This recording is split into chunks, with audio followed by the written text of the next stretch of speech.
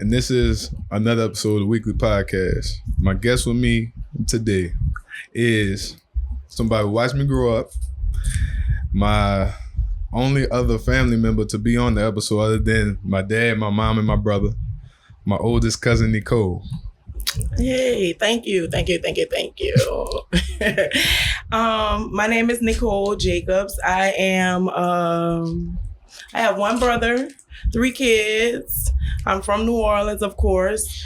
And I'm here today to talk to my cousin about family. Family, because family supposed to matter. That's what you said, Bryson, huh? Okay. Family matters. That's what they're supposed to matter. Family okay, matters. Yes. So, what was it like you growing up as the first grandchild? So, as the first grandchild, I feel like I got to see all of my parents, aunts, uncles in their most vibrant or energetic phase of life. So I got to experience them from when they were just like fresh figuring it out to where they are now. So I was exposed to different things from them. And being the youngest, I got to be with different aunts and uncles because they didn't have any other kids. And so I was the first grandchild on my father's side, but I was not the first grandchild on my mother's side, but the first baby in like almost 30 years. So it was like almost being the first grandchild on both sides of the family. So growing up, I got to go to different circuses or outings or parks. Or I never was really home. My mama never had to worry about a babysitter because I was always by one of my aunts and uncles because they ain't had no kids. Right. So I got the best treatment, I feel, out their lives, you know? Yeah, because I know like I'm like the second to youngest on our side. Right. But on my mom's side, I'm the oldest. So that's why I always was around my mama people a lot because it was just me. Right. But with y'all, it's like it was all of us. Always. And then Darren comes 7 years after that, and he not even considered or forgot to be a grandchild. Every time I talk about him, I consider him as a great grandchild anyway because I'm so much older than him. Yeah. And Makai is, 5 years younger than Darren? Yeah. So, like, my baby, I'd be considering him as the same thing as Darren, but they're really 2 different things. Makai is a great grand, and Darren is a grandchild. Right. But I do remember seeing a lot of things from just the family. A lot of things changed from when our grandmother passed to now. Right. And it's like, when she was around, I was more willing to be around her. Well, because I look at it as while Marie was here, we had a lot more reasons to pull up to the house. Mm-hmm. It didn't matter if you was beefing with anybody. It didn't matter if y'all had a disagreement.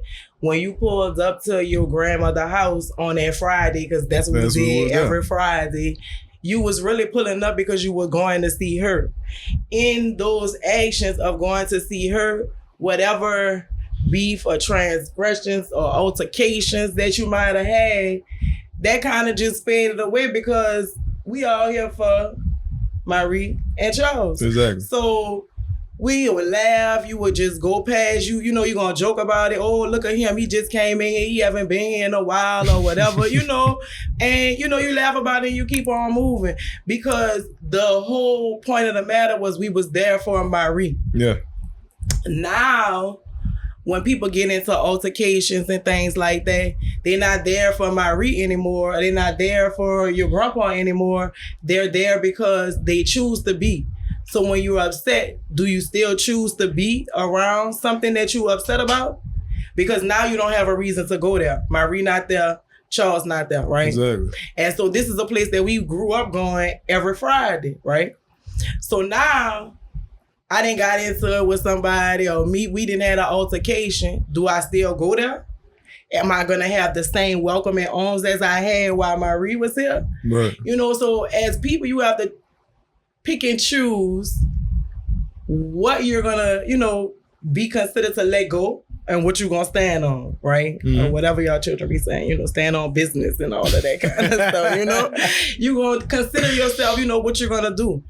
I could use me and Tanisha all the time. Mm-hmm. Me and Tanisha, we might fuss, we might argue. And for those who don't know, because I know I'm on the podcast, Tanisha is the next girl in line behind me, as in cousin status. Not the next cousin, but she's like third in line behind me. We be fussing, we fight. She might cuss me out sometimes, but we never hold on to something to where it will prevent us from not seeing one another. Mm-hmm. Because we were taught better than that, right? So I don't care what happened, I'm still gonna go check on her. I'm still gonna go see her. Right. So with you being the oldest, how was it like seeing us grow up? Well, you could say me. Right. I'm gonna say me. Well, it was hard because we have so much. I think we have 10 years between us. I think it's more than that. Okay. I'm 33. Okay, so 12. Yeah. Okay, so 12 years in between us. I was there when you were born. I changed your diapers. I played with you and things like that, but then I got grown, right? Mm-hmm. And so it was a period of my life to where they always joke about around. You ever hear them say, you wasn't around, you ain't come around that time. It was a period of my life where I had to grow up my own self, right? But because you was in high school. Right. And even after high school, y'all wasn't the age that I was. Right. So I had to jump off the porch on my own. I had to make my own friends. I don't have a sister. I have a brother. So it was things that, and then me and him 8 years apart. Right. So it was things that I couldn't talk about with him. It was things that I couldn't talk about with y'all because y'all were young. Y'all weren't even feeling what the streets was at that time, you know? Right. Like even understanding what's actually going out. You would see me because, like I said previously, I have to come check on my grandma, right? I have to. So holidays, you're going to see me come through before I go out to the club because now I'm in a lifestyle where I'm going out. I'm dipping to the second lines. I'm at DJs in a project. Y'all ain't know nothing about no DJ in no project. Y'all couldn't come outside, you know?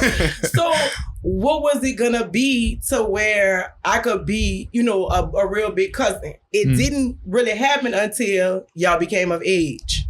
Right. And so when y'all became of age and y'all was able to taste the streets and understand what was going on or why she going out or why she, you know, with her friends or why she only come in here for about an hour, get something to eat and she gone.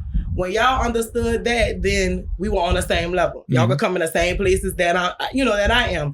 And so now if you look at our relationship as cousins, we have a relationship where we could go anywhere into anything. Like I just had a memory come up not too long ago. I think we were at the John, right? Uh-huh. And we took a picture of like all the drinks on the table because that's what we used to do every Sunday, go out and hang. And then everybody started having children and everybody started, you know, maturing and branching off to their own family. So it's some things that we don't do that we used to do where, you know, that brought the closeness out in between us. Yeah. But again, it was always go back to 2 Road Street and we gonna always, you know, see each other. Do we do that? We do it, but everybody don't be that no more. Correct. Like we're like everybody still people still go over there, but like I say, it's just everybody's responsibilities is different now. So it's like, do I really feel like being bothered? Right. I may not. Right. So I ain't gonna go. And then it's not even about you just being bothered. Keep it real. Life is really life and for everybody. And so at some point in time, you may not be able to talk about things that you might be going through within yourself or your relationship or your family because you keeping that to yourself. Or you might not feel like you could talk to somebody because you might not know where that information may go at once you say it, right? Exactly. So it's some things that I always say you got to give people grace, right? And I try to give people grace in everything that they do. Even if it might come off, you know, a bit harsh when they say it, or even if they might be non-existent or not coming around and things like that, you have to give people grace because you never know the unknown, right? So how can you say, why he ain't reach out to me? Well, why you ain't reach out to him, right? You don't know what might have been happening. Or For example, a person could be going through something in their personal relationship that they don't feel comfortable with telling the whole circle. Like we have a group message that we drop things in every now and again, and we talk, laugh, joke, meme, everything, right? Yeah. But that might not be the setting to do it. Or I might not feel comfortable with those cousins, right? Because everybody has a different relationship. For me, being the oldest, I could talk to each one of y'all, right? Yeah. And I know that y'all know that whatever y'all told me is a secret, right? I'm not gonna repeat it. I'm not gonna go against it. But you might not have that same relationship with another person within our group. Right. So sometimes when you checking out things and you doing it, you just gotta go back and you gotta look at it like, hey, maybe this might have not been the right way that I looked at it. Maybe I need to go ahead and say, hey, such and such, what's going on? Like you haven't reached out to me. I haven't talked to you, but I was concerned about my well-being more than I was concerned about your well-being, right? And then maybe you could just go back and track to that. But if you don't, then you stuck in your mood and your feelings, and they stuck in their mood and their feelings, and then now we not talking because everybody got a feeling. And just got animosity for no reason. And it ain't really nothing but a conversation can't solve. That's all it ever is. Because but people don't want to have a conversation. And then you can't say people don't want to have a conversation. You gotta say that, do we know how to communicate? That too. Right? Because I know, just paying attention, like since I got older and paying attention to our family, we don't know how to communicate or talk at all. And then it'd be like, that's something that was a problem for me throughout my life. Like, a lot of times when I talk, I raise my voice when I'm talking. Me too. But that come from our family. Exactly. My husband says that all the time about me right now. Exactly. Like, he says, you don't always have to raise your voice when you're talking. And I be like, I'm not doing it out of disrespect. I'm not doing it all that I'm mad. Yeah. But I'm doing it, I guess, to get my point across or something. Right. Like, does it make us feel like because we raising our voice, you gonna understand our point of view a little bit more, And he looking at it where you raising your voice to me where you got some kind of aggression or you feel some kind of way. And that's not my intention. But like you say, when our family have a conversation, we don't know how to use our inside voice. Like we only talking about using the music on 80, everybody singing and dancing, and we trying to have a conversation in between, one another. And so now, even though you might have a disagreement, but now I didn't raise my voice to you. So now you might be as well as, she raising her voice to me. She feel like, I feel like she checking me. So now I'm going to say what I got to say. Now we done had an attitude. Now we done had an argument. Now get my children and get ready to go home because I didn't fuss with this one, And I'm guilty because I done did the same thing before. Yeah. Because, it took a time for me to have to mature. Before my grandma died, I got into one of my aunties. And I wanted to fight my auntie. And I was like, I just don't understand why, why this is happening and why this want to happen and stuff like that. And so we always talked about respect, right? Yeah. No matter what, at the end of the day, that's still your auntie, no matter how you feel about it. But nobody ever asked about how I felt about it or why my feelings wasn't valid, right? Or why it even got to that point, right? And so she was like, that's still your auntie, that's still your elder, you still gotta have respect for her, right? And so we was raised like that. But now we raising our children to have a voice, to have an opinion, to understand that they don't have to deal with people who they don't want to deal with if they feel like they getting into it with this person, or you feel like this person is harming you and stuff like that. It's no, that's still your family. You still got to deal with it no more, right? Right. Because before, we was taught or forced on this trauma. This was trauma. Yeah. Nobody knew it was trauma then. You know what I'm saying? But now, this your family member. You got to deal with it. You got to accept it. But why nobody not talking about my feelings or what I have to accept? Right. Why we only validating it because because she's an adult or she's this person. Right. But then now we're just like, well, because we had to really stay and figure it out. And people ain't never asked, how you feeling? How you feel? Never we had was. to get fussed at. You're not supposed to do that. And it wasn't that I got fussed at because I didn't get fussed at. Let me say that. It was just when me and her, because my grandma was somebody who I would talk to, when me and her was sitting one-on-one and talking about it, those were her wishes to leave it alone, to let it go, to let bygones be bygones. You know what I'm saying? And that's something that she always wanted us to do, but was that the right thing to do? It wasn't. But because of her and because nobody went to challenge the situation, and because I was a child, I'm still a child on the neon. She could tell me to jump off the bridge. I probably would have went seen with the bridge, what was off the bridge if I would have jumped off, because I would figure that at that age and at that person, she had my best interest in heart, right? Right. So it might have not just been my best interest. It might have just been a way for her to keep down confusion within the family. Because as you look at your matriarchs, they wasn't always side with somebody and say you for sure right or you for sure wrong. They will find ways to diffuse the situation and make the family move on from that point, right? So when they're gone, who diffuses the situation and say, hey, that's enough of this going on back and forth, and now we need to move on? Because nobody's taking, direction from anybody. Yeah, nobody doing that. But at the same time, yeah, you just patching it up. But it come to a point to, like I said, that probably wasn't the right thing to do. So now we get to a point to where let's have a conversation. Right.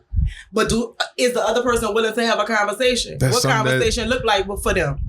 That's something we don't know because we're so used to just not having a conversation, right? But walking on eggshells around other people's feelings. Correct. You know what I'm saying? Like, you could be talking to a person and I love everybody. Everybody within the family. I don't have no ill will toward nobody.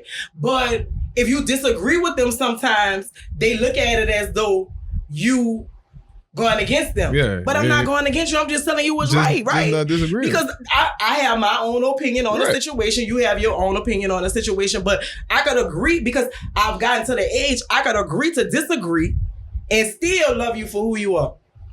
But that's something that we don't know being raised. And that's something that affects us throughout our life. But I did learn that being raised because I grew up with two different sides of the family. Right. So I was able to see what it looked like to be in, I hate to say this. Yes, chaos. I'm going to say it and then what it was like to be within love. And I'm not going to say that love ain't come with discipline. It just came with a little bit more order. Right. It came with a little bit more respect. Right. So I knew it was expected of me with that love and with that order. And then over here, I don't know what that is. If I go against you, you think I don't love you, but I really still love you. I ain't rocking like that. That's not what I'm following, right? And we could agree to disagree. Because let's be honest, how long ago we had a disagreement about our age? What it was? Our age difference, something. Yeah, because I remember saying something about, I feel like you ain't had my back because you never was here. Correct. It was just different. And how could I be here when I was growing up to learn myself, right? Exactly. Because that was the period of time. I'm so much older. And you were trying to learn yourself, but at that time, able to talk about it. And what we did. Talked about it. And moved and what? Exactly. Because now I'm at a better mindset of, okay, I understand it differently now because I'm older now. So life, you didn't experience life. So I understand. I was experiencing why y'all was just still growing up, running around, playing pitch up tag. Your parents still was doing stuff, right? Your parents still was doing stuff for you. You know, I'm out here, I'm trying to figure out, not saying that my parents wasn't doing it because I don't want to say that. They were a great support system. Our family is a great support system outside of different things.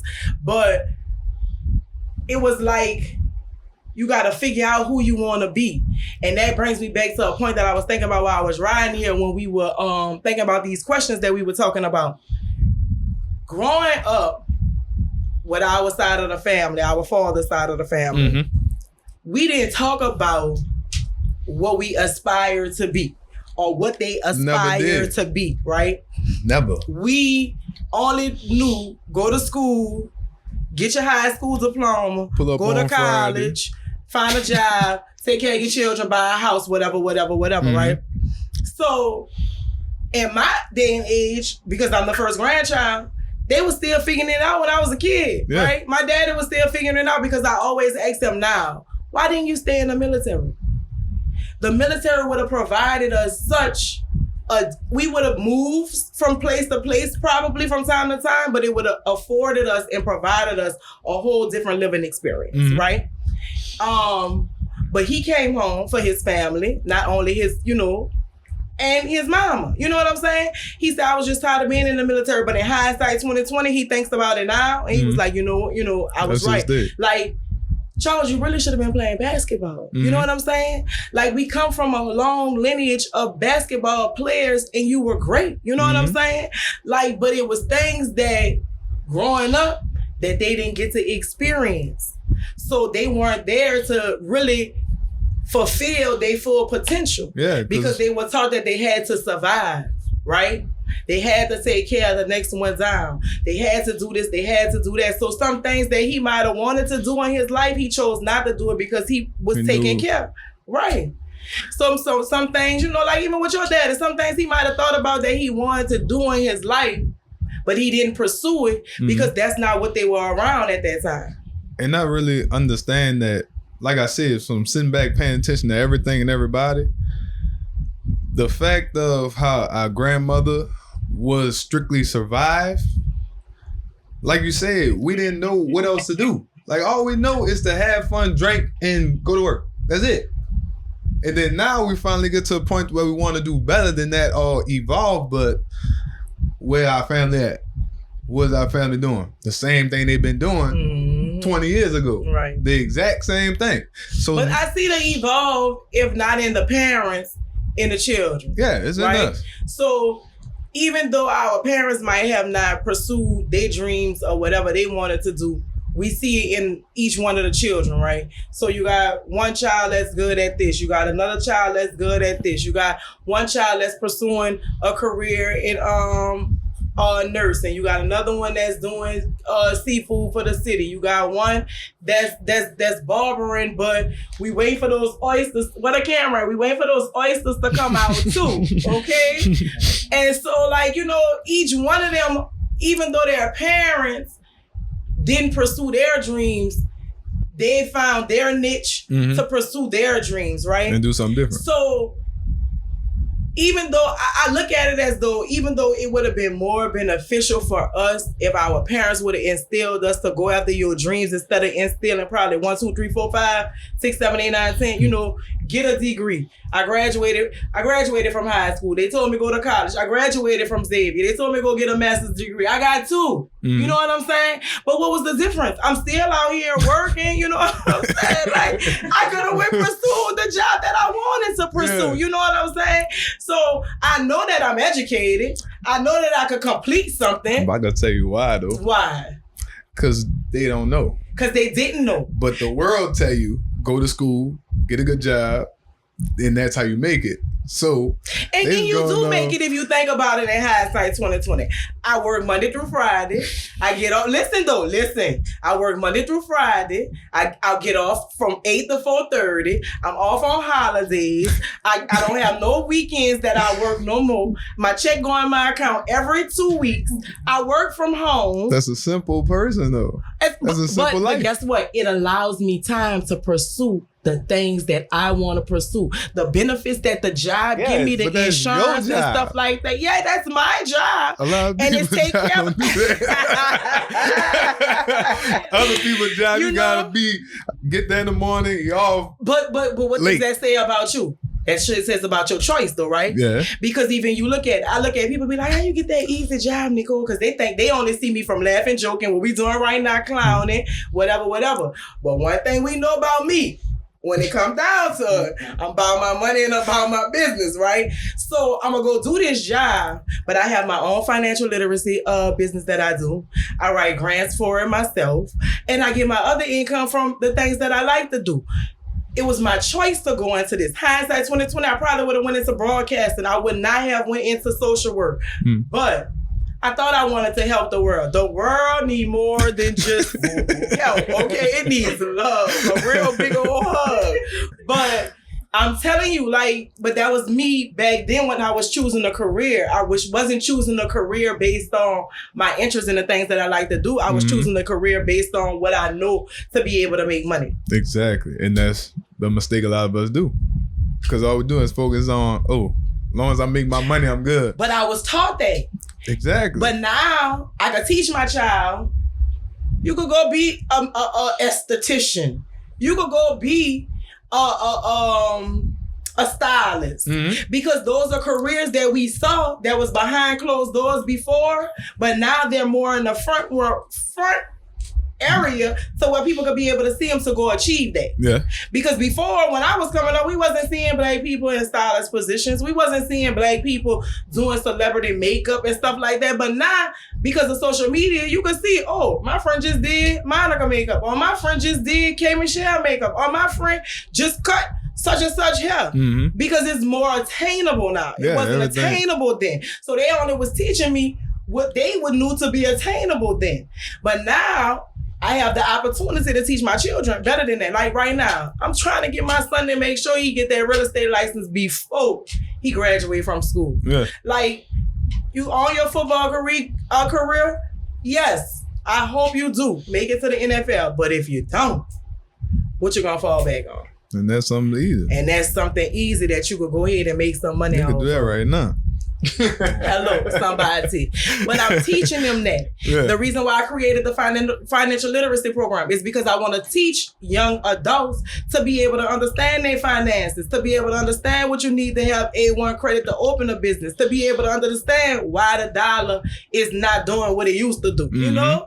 So, but those are things that we taught ourselves. Because that we able to get because they wasn't able to know. So I don't fault them for not really passing down things. I do. You can't really fault them. No. It's a different setup now. Right. Everything's exposed. And I've gotten more exposure. So you can't fault them for what they didn't give us. But I do appreciate that when I was trying to attain all those degrees, I ain't never had to worry about a babysitter. And you know this. Yeah, fair. Like, I have 3 kids. All my kids are 8 years apart. If that says a lot about them, that means it was their own individual child for 8 years before another one came along. I could call up my auntie and say, hey, I need you to watch. I could call up my cousin and say, I got 2 classes. I got to work full time. I need you to pick up such and such from school and watch until I got off. Everybody don't have a village. Yeah, that was the bit. But that was the benefit of you being older. Right. That's the best benefit of being older, having those kids to get out. Right. But even then, I'm still sure that you could pick up the phone and be like, hey. But those were those things. They got to make sure that their grandkids gone. Yeah, because they don't want to watch all of us had grandkids at the same time. No, and see, I was happy that my kids came at an age where, nobody else was really around. They was able to watch them and stuff like that. But that's what the village did provide. That's what family did provide. Right. So what do you feel need to be changed about our family? I feel that families should be more open, less judgmental, and have a better conflict resolution. So more open to my lifestyle, not your lifestyle. What you believe is not what I believe. What's for your household might not be for my household, but it's okay, right? Yeah. Conflict resolution, as far as I forgot the middle thing that I said in between there, but the conflict resolution would be, even if we have a disagreement, right? Yeah. That does not mean I don't love you. That does not mean that we cannot sit down and talk about it. That cannot mean that your opinion is wrong or my opinion is right. That's how you feel. Being a social worker has taught me that your feelings are valid, just like my feelings are valid, right? But in order for us to ever get past something, we have to be able to agree to disagree and move on past it. You can't keep harping on something or holding on to something. If I wronged you, I wronged you, right? If I apologize to you, then I apologize to you, right? But if you don't feel like my apology is sincere, that's not hurting me. that's hurting you, right? Because you still holding on to a grudge of something that already happened. It's gone, right? You still mad about something that didn't happen 3 months ago while I'm out here going to the club, going to the concert, living my life. You know what I'm saying? But you still hurt and holding on to something. Because I'm not going to stop living because you mad with me, right? I'm going to just find another avenue to live my life. Because which don't include you in it. So we should be able to, as family, as friends, as relationship-wise, to be able to say, all right, you believe that, right? Mm-hmm. I believe this, right? I understand what you're saying. You understand what I say. I respect what your decision is. You respect what my decision is. But we gonna honestly just move past it. Exactly. Because there's no way to get a bona fide answer if it's something that is fluid, right? Mm-hmm. It could go either way. You have your right to believe. I have my right to believe. It ain't written in black and white where Darren is right all the time. Right. Nicole is wrong all the time. Like, whatever the issue is, it wasn't right. It's how I made you feel, how you made me feel. Did you apologize? Did I accept it? And how we moved on past that, right? But if I'm not grown enough to accept your apology and move past it, then I'm stuck. Yeah. But that's not my problem, it's your problem. Correct. That's why I say I'm stuck. Mm-hmm. Because I'm still stuck in a place where you hurt me at, right? Yeah. You, where you at? I'm going. Outside. You're in a club somewhere. Somewhere. Because you're gone. Nah. You saying that has everything to do with a relationship, right? So why is it we learn that relationship not with our family? Because that's where it starts. Because in a relationship, personal-wise, your love for that person is contingent on if you choose to be with that person, right? Mm-hmm. I'm stuck with my family for the rest of my life. Right. So whether I'm not talking to you tomorrow, you're still going to be my family. Yeah. At the funeral, when Cousin John died, you still going to come to the funeral. When Sydney and them get married, you still going to show up to the family, the wedding. So we still family. Mm-hmm. But in a relationship, right? Yeah. I got to choose to be with you. I got to choose to wake up to you. I got to choose to continue to love you. Mm-hmm. Through all of that. But you learn because I love you. I want to be with you. So this that you're displaying to me, whatever this dysfunction is, I'm choosing to work through that with you. In your family, you know that they're going to be there all the time, right? Mm-hmm. Even if y'all not talking, they still your family. They still your blood. So you could go in and out not talking to them. Yeah. Because at the end of the day, if I call you, you're going to come. You're going to look at the phone and be like, what this want, right? Right? He know we ain't been talking, but I got to answer the phone because if he calling me, something up. Yeah. Don't you think people get it twisted though, family? Instead of being, like you said, being stuck with that, they get it twisted being like in a relationship. Because then some of them wouldn't ask before. You're right. But I guess that goes to your upbringing too. Because everybody not brought up with values of what a family is, right? And so for us, God bless the dead, she made sure that she taught us what that was, right? And not just on my daddy's side of the family. I saw what it was on my mama's side of the family, right? My daddy's side of the family is just more of us. So it's always a good time when we're over there. So we're always going to experience it more because we got 100 different personalities and a bunch of Geminis. A lot. Why do y'all family have so many Geminis? We have so many Geminis. It's me, Shireen, Leroy, Darius, Papa, and you, huh? And me. Yeah. Who I'm missing? I'm missing. We have Aquarius and Capricorns, like my brother. To know him is to love him. Be everybody daddy. I'm the oldest, and he's really he is. We going now. We booking now. Doing this now. Like, we're going to we're going to California, y'all booked y'all plane ticket. Like, and so, but that is his role. So each one of us know when you talking to him on the phone, this is what you're going to get. They know that they can talk to me and they can confide, and I'm going to provide sound advice to them. I'm not going to sugarcoat it. I'm not going to hurt their feelings. I'm going to give it to them what it is. I know that if I'm talking and I'm telling them something, they're listening. Like, we always laugh. They call me the OG in the group because, I mean, literally, I didn't try. I've done it, so let's talk about it. Let's see if you can have a different outcome than what I had. Yeah. That makes a lot of sense. So, what traditions our family you trying to pass on to your three? No, let's see. Our family has a lot of traditions as far as, I'm not going to say we have a lot of traditions because we really don't. We have the spirit of togetherness. We have what it feels like to come together and pull something off no matter what the disposition is, right? So you could not be speaking to somebody, but if they call you and say, I need this to be done, it's going to be done, right?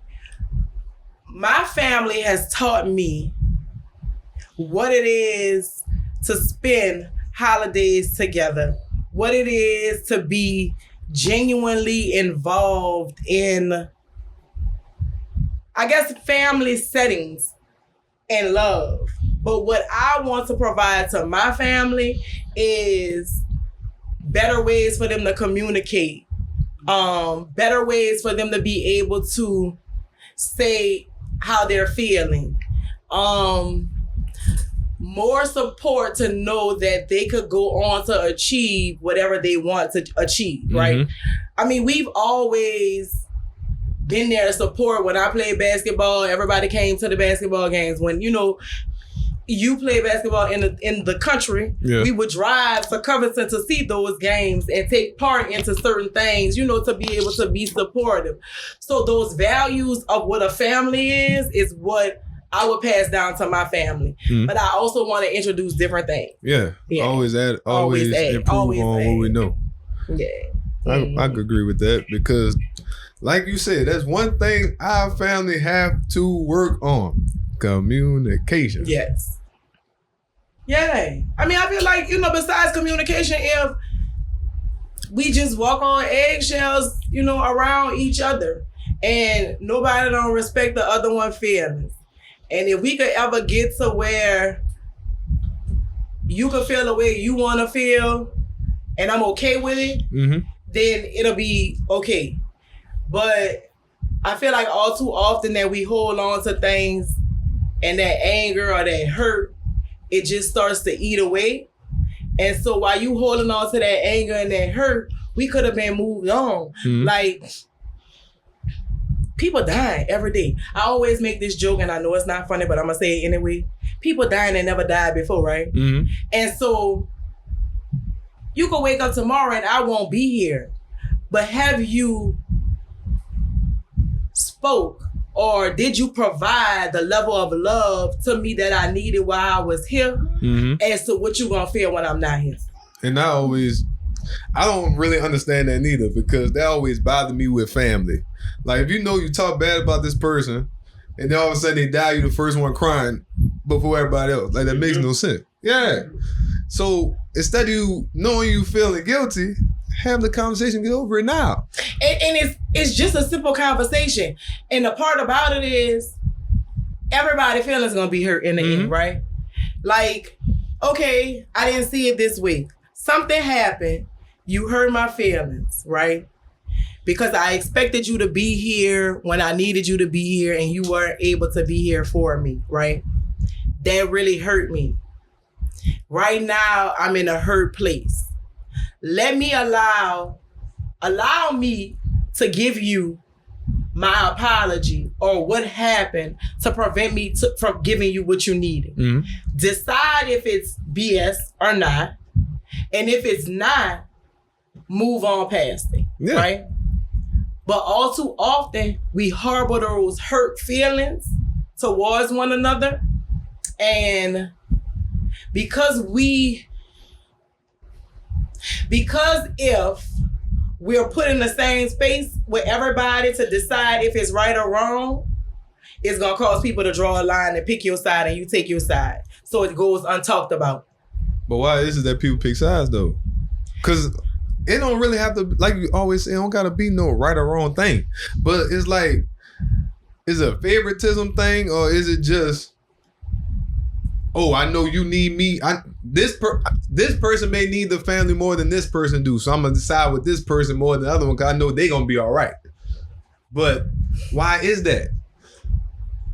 Because growing up, we was all taught a different way, right? Mm-hmm. And I feel like going back to your first question, how it was growing up to be the first grandchild, I was taught to be the most independent version of myself, mm-hmm. Right? And I'm saying that to say, my grandmother had 6 children. My grandfather was there, but he wasn't there, mm-hmm. right? But he provided support to them when he could and how he could. But my grandmother was the sole breadwinner of the family. On my mama's side, she had 4. It's 4 of them. My grandma had a husband and a wife. They were married. They were in the same household. So coming up, I was more on my daddy's side of the family because the side of my mama's side of the family, they were still working. So I learned more things from how my grandma operated, how she had to go out here and go to work. I learned how she had to come home and take care of the household, what she had to do. I was taught that I needed to go out and get it by any means necessary because it is nobody to depend on. Mm-hmm. It is nobody. It is the federal government, but are they going to be here for you? When you have to put a roof over 6 children, hey, it make you look at life differently, right? So when she was teaching us and dropping tidbits, it was tidbits of independence. Mm-hmm. It was tidbits of how to be the most masculine version of a female mm-hmm. that you could possibly be. Yeah. You know, I didn't learn to come into no femininity until later in life because I was always out here getting it, you know? Because I had to take care of my kids. I had to take care of myself. Mm-hmm. So it wasn't no, you about to make me cry. You sound like Darren now. No. With a tissue. It wasn't no safety net all the time. Mm-hmm. It was always what I could do. And at this time, I had my son. Shit. I had to do what I had to do, you know? Right. So it came a time where I had to mature. I had to be more than I was supposed to be. I had to grow up. Mm-hmm. And everybody don't learn how to grow up. So in our family, until you learn how to grow up and accept what your responsibility is, people see what you are, right? Yeah. Oh, Nicole gonna be strong. Oh, Nicole got a lot of resilience. Oh, Nicole done been through what I didn't been through a lot. You know, she still came landing on her feet. She still was able to provide. She got a son to go to college. She got a daughter to go to high school. She got somebody going to second grade now. Mm-hmm. You know what I'm saying? Her children didn't want for anything. But she had to go out here and do it. It was times that I was in my master's program and I couldn't work full time, but I still needed to provide for my kids, right? I was working at the Superdome, mm-hmm. doing concerts, football games, and whatever to make that extra that I needed to make ends meet because I know what I needed to do, right? And so I guess that's why I don't respect everybody that say, oh, I can't get it, or it's not attainable, because it is, right? You have to be able to decide what you want and what you want to go do. Because if you don't, nobody not giving you no handouts. People gonna help you only to a certain extent. Mm-hmm. Because after and then in this economy, I'm only gonna help you as much as I can. Yeah. Because even though I might want to help you a little bit more, I might can't physically afford to help you a little bit more. I have to do what I have to do for my own family. Mm-hmm. So when Marie was like, you got to be able to take care, put a roof over your head, there was things that I had to do that I never wanted to do, but I know I had to do. Now, being a grown-ass woman, I understand that. Because there's been a lot of things that I had to do that I never wanted to do just to make sure that they had. But now, when I'm talking to my son on the phone, like my auntie telling me, like, you should really be patting yourself on the back. You got a grown son in college, ain't never gave you no problems on a full scholarship. Mm-hmm. I never looked at it like that. I always looked at it as, I'm here to support your dreams because you my son. So I'm always be here to support you. So I'm here trying to make sure that you get whatever you wanna achieve. Because that's what family do. As my child, I want the best for you. As my family, they always wanted the best for you. That's why they provided babysitting services for me. That's why they made sure that when I didn't have, I had something eventually. You know, like, and I guess that's where my definition of family come from, because that's what Marie taught us. Mm-hmm. That's what Bernice taught us. And that's what my friends always used to be like. Man, your family like the coolest family. Like, I'm coming to y'all gatherings. I'm coming to y'all hangouts. Because when you come to a league gathering, you know you family. Because we treat you like family. Mm-hmm. And sometimes we get lost in the transition about it. And we lose focus on what really matters. At the end of the day, we family. So any disagreements, anything that you might quarrel about, anything that you might learn before, but now you see it as an adult that might have not been the right way to learn it, you able to bring that to light now. And as an adult, I should be able to respect your opinion, your suggestion, your whatever you want to say, and not be upset or don't want to talk or don't want to be bothered. Oh, if he coming, I ain't coming. Mm-hmm. You know, because at the end of the day, what you did, what you said is what you said, what you did is what you did, right? We can't come back from it. All we gonna do is move forward. Apologize or don't. Accept it or don't. But who gonna be stuck in the same place hurt? Not me. I ain't doing it no more. So, with that being said, the last question was, how did our family shape you to the woman that you become? You already answered that. Yeah. Each one of my aunts, I can take something from each one of my aunts. Tammy, she showed me what nurturing is, what family is. And yes, that's what she showed me, you know, like we laugh, and she provided me when I was a teenager, she provided me with somebody who I could confide in, right? Mm-hmm. Shireen. She showed me what it was to put your head down and do what you're supposed to be able to do in order to achieve the dreams that you want to achieve, right? Mm-hmm. Brenda, she put me on street game, right? Mm-hmm. Like, it was things that I could go talk to her about that I couldn't talk to anybody else about, right? Yeah. Jeanette. My auntie Jeanette is the most cool, laid-back person that you ever would know. But she provided me with more insight about myself in a way that she made me feel confident about the woman who I was supposed to be, right? Mm-hmm. Barbara. She was always the person who had already achieved everything. In my family, she was the first person who graduated from college. Nobody else had ever did that until I came along. So she was dreams and aspirations and goals. She was what, if you put her to the test, this is what I aspire to be. Like, if I got to check off a mark, I want to check off those marks. And then my own mama. My mama, the most caring person in the world, right? Mm-hmm. She provides you with the love and the support that you need. Even when you might be in the most darkest and despair's eyes, she gonna be like, man, it's gonna be all right. Because at the end of the day, she always had me, no matter what. I could say today, I don't have it at all and I lost it and we gonna make sure we get it back. Mm-hmm. Because she's always been that type of person. So each woman in my family provided me with the foundation of what I am and who I still aspire to be. I've checked the buku goals, but it wouldn't be because of them. They crawl because I could walk.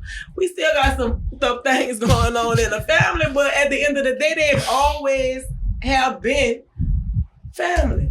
Right. So if we can ever get past what communication is and what it's supposed to be and get back to what we was taught on St. Rock Street, then I would say that. Like from St. Rock to Lavender, we did things. You don't know about that because that if you ever ask them, if sit them down and have them on the show and talk about their life then, prior to leaving out the project to staying in that house, I feel like that's when it was more of a household, moving to Wall Lavender Street, moving to Wall Press Drive. Cause like my grandma stayed a bunch of different places, but those are houses that provided us with eternal memories. I still can tell my mama right now. I remember I have to go put the penny on the record jukebox. When the people be saying, remember they got the meme going our way. It say, if anybody still have this record player in their house, it was old. You don't remember the record player being in Mama's house? The one with the TV used to sit on? Yeah. That was the record player in the inside. I never knew. I thought it was a TV stand. No, that was the record player in the inside. So like, those were things that we grew up doing. Like Tam taught me how to hand dance. I never knew how to do that. I don't even have no rhythm. I just got rhythm, you know? So, like, but, you know, every family got their shit. Yeah. Everybody. But I would say that by me being the first, I got to see each one of my aunts in their prime, raising their families and doing what they were supposed to be doing. And, I mean, that's how I learned how to be me. I love you. Oh, I love you too. What about your uncles? Oh, y'all wasn't home.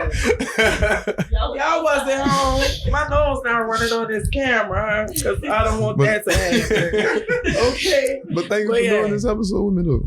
Do what happened? I said thank you for doing this with me. Oh, no problem. I didn't expect to cry, Darius.